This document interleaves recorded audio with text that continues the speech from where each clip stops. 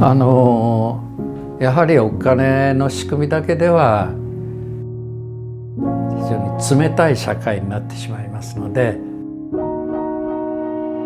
自分の生きがい、生きていてよかったという、そういう助ける側の感覚、そういうものが生まれますので、だから世界中その方向に進むだろうというふうに思ってます。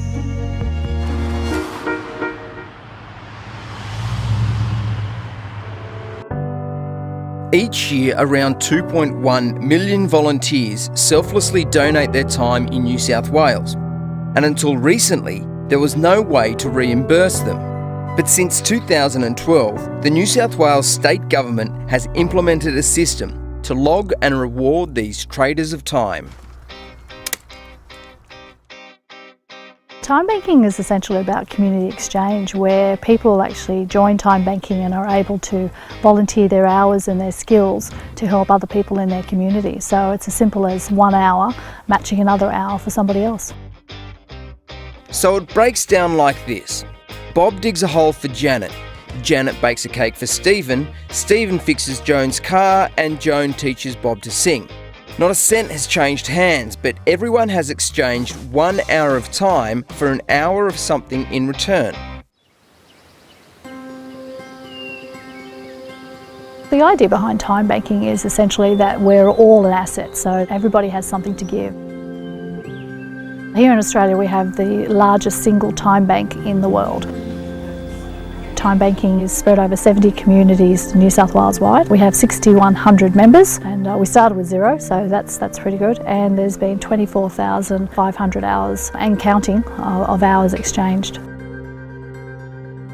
But the world's first time bank actually started in Japan in 1960. It goes by the name of Furia Kippu, and it's a system that is still in use today. Mr. Hotter works for an organisation that actively promotes the use of Furia Kippu. 従来の通貨システムっていうのは、これはもう人の労働を金銭価値に評価して、そういう意味で関係が冷たい関係、ドライな関係なんですけれども、フレアエキップシステムは、相手と助け合うわけですから、その関係は、あったかい助け合い、そういうあったかい人間関係が生まれる。今参加してる人は、子供からお年寄りまでいますけれども、多いのは、高齢者。26% of Japan's population is over 65, whilst in Australia it's closer to 15%. But by 2040, that number is set to double. Clearly the great news is we're all living longer, but there's no benefit in living longer if we're not living active, healthy and inclusive lives. This is where volunteering has a big part of ensuring that our seniors are continually active and being inclusive. Time banking assists our ageing population by giving them the dignity to stay at home a little bit longer, to ask for the help that they might need that they're not able to get in other ways. Dorothy has needed some help around the home, and she's been able to seek that help from some of the other members. Hi Dorothy, how are you? I have MS. I've had it for a while now, and it's the stage that I have to use a walking stick most of the time. We're just not getting things done around the house as we would like. Time banking has just come for me at a really vital stage of our lives. Dorothy lives with her husband Ken.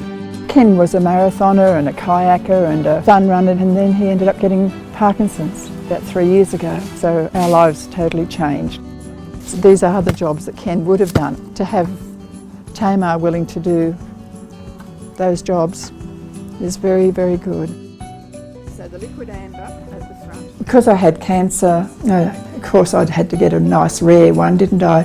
My give back was to work at one of the op shops that Blue Mountains Cancer Help runs down at Penrith. I do my 7 hours and then come home and bank all my hours. In Australia, there are 4 times as many people offering help than there are asking for help. I believe it's easier to give than to take. I mean, it's just really part of our culture. Barbara assists the older generation in getting a grasp on modern technology. Some of us are quite recently retired from the workforce and don't consider ourselves spent forces just yet. I've mentored 60, possibly even 100 people over a period of 3 years, and it feels wonderful. For Barbara, time banking is a transfer of knowledge, and it's giving her the chance to do something she's always wanted to do. Hello, Dee. Good morning. So nice to meet you. Dee has offered to help me learn the piano. On 1 you play the note, and on 2 you put the pedal down. Just something I've had in my head for decades. So, you know, for me it's a great opportunity. And for Dee, who's recently moved to the area, it's an opportunity to socialise and forge friendships. I think the social side of it's very, very important. Yeah, I mean, in a lot of cases it would be more important than the actual work that was done. But I think once you meet somebody, then all sorts of connections and other things are going to open up. I think it's definitely human nature for people to want to give and to participate. If you participate, it's proven that you're going to live a healthier, happier, longer life.